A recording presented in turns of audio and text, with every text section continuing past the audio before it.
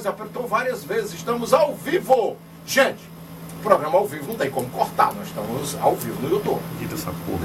Não tem essa história de make-off, não. É o nosso amigo. Emprego, E quem não gostar, desliga o uai. Agora vamos falar sério. Vou deixar a bola com você nesses próximos 20 minutos e a pergunta vai ser muito objetiva. O movimento Ficha Limpa, resultados práticos para consolidar o respeito às instituições, em particular a possibilidade de evitar que corruptos ascendam ao poder e possa reverter o movimento social, por exemplo, da Ficha Limpa. Bom, eu tive a honra de coordenar aqui no estado do Ceará a lei da Ficha Limpa. Fui um dos que lutei no Brasil inteiro pela regulamentação da lei. Agora, eu queria terminar um pouco aquilo que eu estava comentando, porque isso cai também dentro do assunto da questão da lei da Ficha Limpa e eleição de corruptos. O que nós temos no Brasil é uma distorção de valores. Eu estava falando aqui da causa e do efeito da doença. Quando você toma um remedinho, o efeito passa, mas você não sabe se você continua com a doença. Lá na frente você constata que a situação está pior e que aquele remedinho que você tomou a primeira vez não faz efeito. Aí nós temos aqui um país que elege corrupto, ladrão, prostituta. Eu tive amigos uma vez, se eu votar numa prostituta famosa aqui, que eu não vou citar o nome aqui, e ia votar por protesto, entendeu? Aí eu pergunto, que diabo de protesto é esse? Então você tem um país que atribui ao efeito, que é a eleição nas urnas, uma coisa que deveria ser atribuída a uma causa. E a causa não é a votação na urna, mas a forma como se enxerga. Então nós temos aí dentro disso, o nosso país é representatividade. O velho Ulisses Guimarães disse uma vez no programa de Jô Soares que o Congresso, a Câmara dos Deputados, representava o povo. Então se nós tínhamos, o jogo estava acontecendo, nós tínhamos ladrões, assassinos, corruptos lá, era um reflexo direto da sociedade. E isso é uma verdade. Como eu falei aqui, nós temos Renan Calheiros com 10 anos de processos no Supremo Tribunal Federal e que não foram julgados. Você por aí, você imagina. Nós temos o Jucá, que inclusive senador, na época, foi considerado o inimigo público número 1 do Ficha Limpa, porque ele tentou barrar a lei da Ficha Limpa no Senado e não conseguiu. Porém, a lei da Ficha Limpa, ela era uma lei, eu concordo às vezes com o Gilmar Mendes, embora aquela história, é melhor você fazer uma coisa pequena do que você não fazer coisa nenhuma. A lei da Ficha Limpa deveria ser tratada com mais seriedade, e ela não está sendo. Porque a lei da Ficha Limpa é o seguinte, nós temos aqui, por exemplo, nós temos se você for procurar lá no Tribunal Eleitoral, você vai encontrar candidatos a vereadores, e alguns até eleitos, que foram flagrados, que foram presos, que foram tomados valores de dinheiro, e que ganharam a eleição e vão assumir. Quer dizer, nós como representantes da sociedade vamos ter que entrar com ação para que isso não aconteça, mas acabam assumindo. Aí eu te pergunto, não, a lei da Ficha Limpa é só segunda instância. O cara tem que ter uma condenação em segunda instância. Ele vai para a primeira instância, é condenado, vai para a segunda instância, demora, às vezes termina o mandato dele, ele não é julgado na segunda instância, quando a lei da Ficha Limpa diz que esse processo deveria ser acelerado. Então nós temos uma justiça lenta e cara que beneficia o autor disso. Eu vou dar mais um exemplo clássico. Eu nunca gostei de concorrer à eleição de vereador, mas há um tempo atrás eu concorri também, e o terceiro vereador mais bem votado em Fortaleza foi um indivíduo que já teve um processo acusado no Ministério Público, confessou, foi lá na Câmara, chorou, descobriu que a mulher dele tinha Bolsa Família, e ele foi o terceiro vereador mais bem votado em Fortaleza. Aí eu te pergunto, onde é que está o erro? Na representatividade ou na forma como o eleitor interpreta o candidato que ele tem que votar? Porque às vezes só quem é candidato sabe que quando ele sai, você escuta algumas situações do eleitor. Não, estou com você é um cara sério e tal, mas nós precisamos, você sabe, né, doutor? Doutor, o meu pingo de colírio no olho. Então, quando você pega, por exemplo, hoje, esse ano nós estávamos esperando uma renovação da Câmara Municipal, e eu creio que isso aconteceu em todo o Brasil. Mas a pior que a renovação lá foi o seguinte: 6 por meia o vovô mandou o neto. O neto.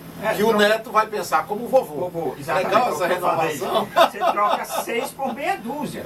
Porque renovação não é você trocar, não é o cara especificamente novo na sua forma física, mas na sua forma de pensar político. Porque faz muito tempo que nós paramos de fazer o jogo político. Nós perdemos o equilíbrio, aquela coisa gostosa de sermos crianças. Quando nós éramos crianças, eu sei que você já deve ter jogado a bola, o jogo da vida, o ludo, a bila, aquela coisa de ganhar, perder, ficar triste com ganhar, perder. Nós perdemos isso na política. Por quê? Porque a política tem sido ocupada, como bem disse uma vez um amigo meu, por profissionais. Que muitas vezes não são profissionais da política, são profissionais em conquistar o voto do eleitor, que muitas vezes está votando de uma forma errada, sem consciência nenhuma. Então, onde é que está o nosso erro? Não está no sistema representativo, não é a quantidade de deputados que forma a corrupção, mas a qualidade dos eleitos. Porque, como diz aí, eu não me lembro bem de como era o ditado, não é o seu voto que transforma o político em ladrão. O seu voto transforma o ladrão em político. Uma colocação dentro da sua fala pela questão do parlamento. Nós temos o parlamento municipal, o parlamento estadual, o parlamento federal, na representação popular. E temos a Câmara, e temos o Senado da República com a representação dos estados. Mas não vamos aqui fazer comparações geopolíticas com os Estados Unidos da América, longe disso, nem tampouco com o Reino Unido, que são outros valores culturais diferenciados. Mas vamos fazer parâmetros de modelo. Nos Estados Unidos, há uma liberdade de legislar de acordo com o território geopolítico, que é isso, dentro do município. Por exemplo, as províncias, que lá não tem município, são condados, né? São condados. Os condados, né? E uma parte da Europa também, como é que funciona? Eles têm autonomia para legislar sobre matéria regional. Então eles podem legislar nos Estados Unidos sobre o sistema penal, o Estado pode legislar sobre o sistema penal. Nós temos um exemplo emblemático aí, por exemplo, a maconha é proibida nos Estados Unidos da América, mas alguns estados já liberaram inclusive a venda da maconha. Mas se o indivíduo for pego por agentes federais com a maconha, mesmo com a licença do Estado, ele vai preso. Mas o que isso tem a ver com a nossa conversa? Muito a ver. Porque me diga uma coisa, eu não tenho nenhum constrangimento em falar, em me expor no que eu vou falar agora. Qual é a produção objetiva legislativa que o Parlamento de Fortaleza faz para a cidade de Fortaleza? Qual é o parlamento objetivo que a cidade de Maringá faz para o estado correspondente? Qual é a objetividade do parlamento como legislador e representante do povo na Itatira? Meu bichinho? Se eles não têm poderes constitucionais de legislar, é uma indicação, é um nome de rua, é uma aprovação dos interesses do prefeito, que aí, portanto, passa a interesses outros, que necessariamente não quer dizer corrupção, claro, mas é sempre aquela história: meu filho está empregado, meu sobrinho também, meus parentes, minha família, etc e tal, cadê meus cargos? Eu sou servidor público, ocupo uma função pública, pro tempore, mas eu não estou lá por apadrinhamento, não. Eu acredito que o Fábio também não esteja lá por apadrinhamento, não. A provocação é direta. Será que, com o atual sistema legislativo que nós temos, com os limites impostos pela Constituição para legislar, será que nós precisamos de um parlamento municipal tão caro como é o de Fortaleza, o de São Paulo, do Rio de Janeiro? Eu volto a dizer a você, o problema é que nós, brasileiros, colocamos no poder durante anos e anos, faz parte da nossa cultura, até disse um amigo meu, e eu estou copiando essa frase dele, que nós votamos como monarquista, nós comemos a parte dos barões, das duquesas, enfim, e não daqueles que têm mérito e capacidade. Nem sempre aquele que tem voto tem mérito e capacidade. O problema legislativo nosso começou na nossa Constituição em 89. Nós temos uma Constituição genuinamente parlamentarista que dá superpoderes ao Legislativo Federal e um sistema executivo presidencialista. E ela foi feita porque Ulisses Guimarães e os deputados da época acreditavam que o referendo ia dar parlamentarismo. Então nós ficamos com uma distorção.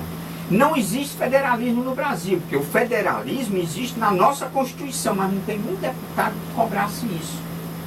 Ou seja, o município continua arrecadando impostos, repassando para a federação e volta lá com o pires na mão para pedir o seu próprio dinheiro. Com percentuais bem abaixo da necessidade reais.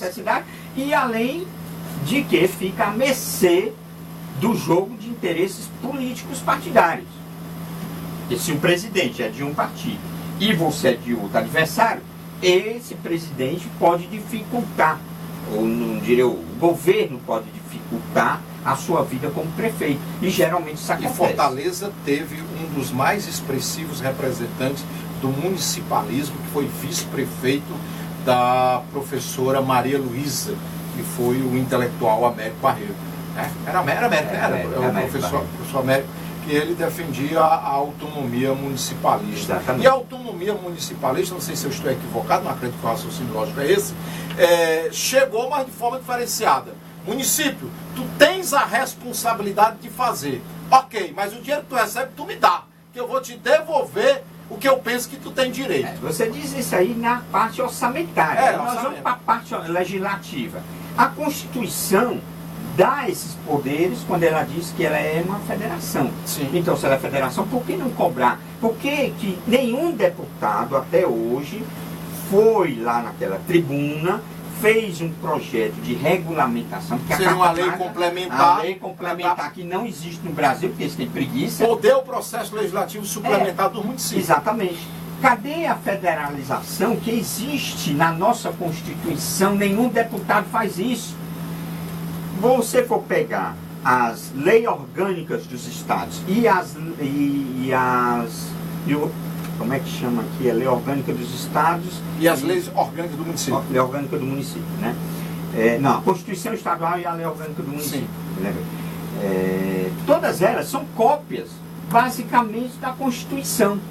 Quer dizer, não tem, primeiro, porque não há interesse em contestar na justiça se o município ou o estado tem o direito de fazer sua própria Constituição, porque eu acredito que a Constituição, quando diz que nós somos um estado federativo, ela já dá esse direito.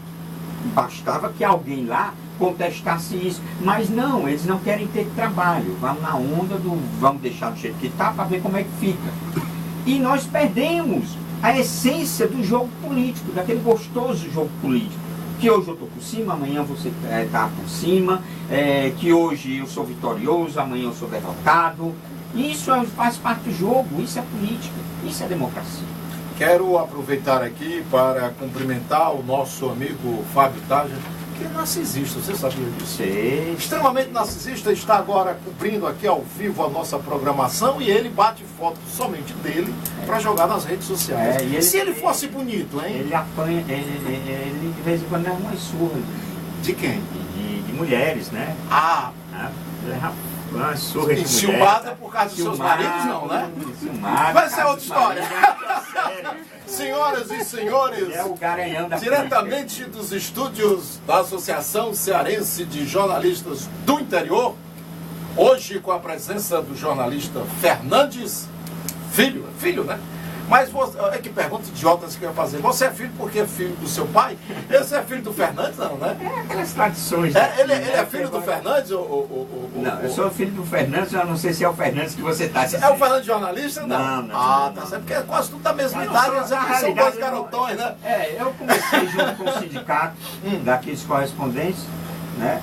Fiz algumas matérias de jornal, mas nunca atuei na área jornalística. Me fala uma coisa. Mas na área eu soube que você hoje está correspondente de jornais do Sudeste, de meios de comunicação do Sudeste. Me fala dessa história. Porque a internet, ela proporciona pra gente um mercado quase que global, né? E eu escrevo matérias, eu emito opiniões, certo? Porque eu acredito que um jornalista vive disso, né? Uma pessoa que trabalha com a mídia. Eu trabalho com a mídia digital há muito tempo, né? Comecei ainda em 2004 com o Orkut. Então eu emito coisa, e tem muita gente, tá sendo formado. Da mesma época. Está sendo inclusive formado um sindicato, certo? No Brasil inteiro sobre isso, mas é um assunto que ainda está em discussão. Falar em sindicato, quero dizer aos colegas, nós tivemos a oportunidade de trabalhar a inclusão legal no mercado de 1.200 jornalistas em mais de 19 estados da República.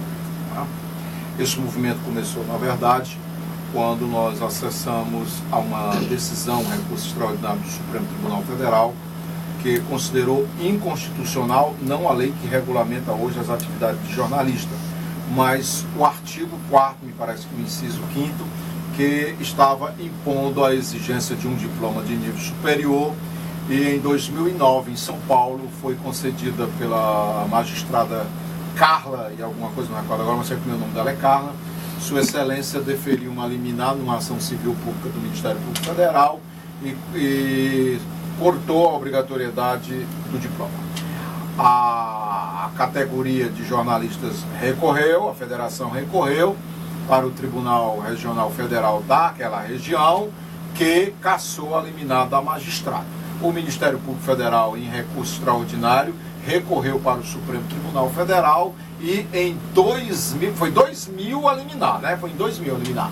E em 2009 para 2009, o Supremo decidiu que era inconstitucional. O Supremo não abriu as portas para qualquer um ser jornalista. O que o Supremo decidiu foi que, para ser jornalista, não há obrigatoriedade de ter o diploma de comunicação.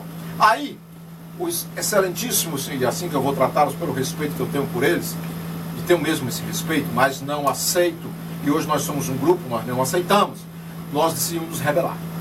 Iniciamos um movimento há 3 anos a nível nacional, não para criar um sindicato, mas para ver a possibilidade de conversar com esse pessoal, mas a federação, inclusive, a culpa é do Congresso Nacional, porque o Congresso Nacional não faz as leis, que é o seu papel, aí um grupinho, entendeu? Um grupinho pensa que é dono da Constituição, decide pela via privada regular uma atividade que é competência da União, que é a profissão. Qual é, cara? Vocês estudaram jornalismo, e eu pelo menos tenho estudado direito, para entender que violaram a Constituição. Então nós formamos um grupo, conseguimos orientar 1.200 colegas em todo o país, na verdade nesses 20 e poucos estados, e estamos no movimento para a criação do Sindicato Nacional de Jornalistas e Radialistas de Rádio e Televisão Web, que é virtual.